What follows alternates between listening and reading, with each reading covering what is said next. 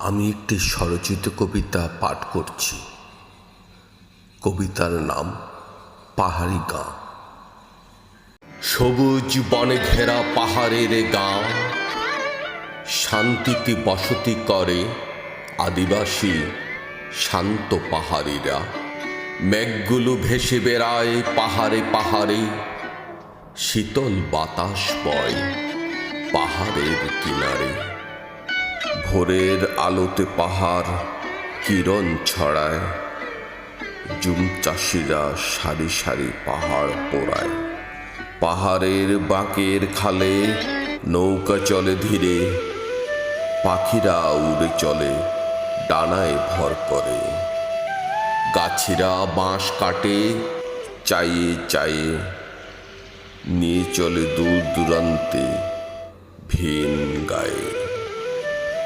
ঝিরি থেকে মাছ ধরে পাথরের নিচে, আরও আছে শামুক ঝিনুক কাঁকড়াও কুচে।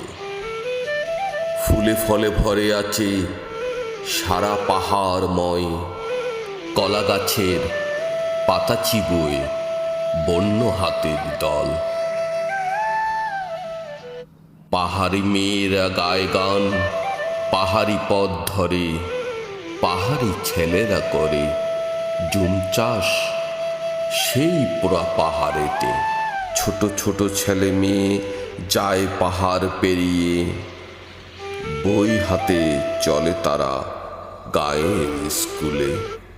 হাটে ঘাটে মম করে শুটকির ঘ্রাণে, সাথে আছে হিদল নাপ্পি আরও কত কি কে জানে।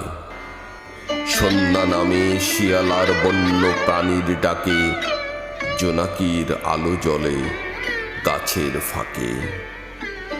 শান্তিতে গড়া এই পাহাড়ি জনপদ, সুখে দুঃখে আছে ওরা জীবনের তরে। সবাইকে ধন্যবাদ।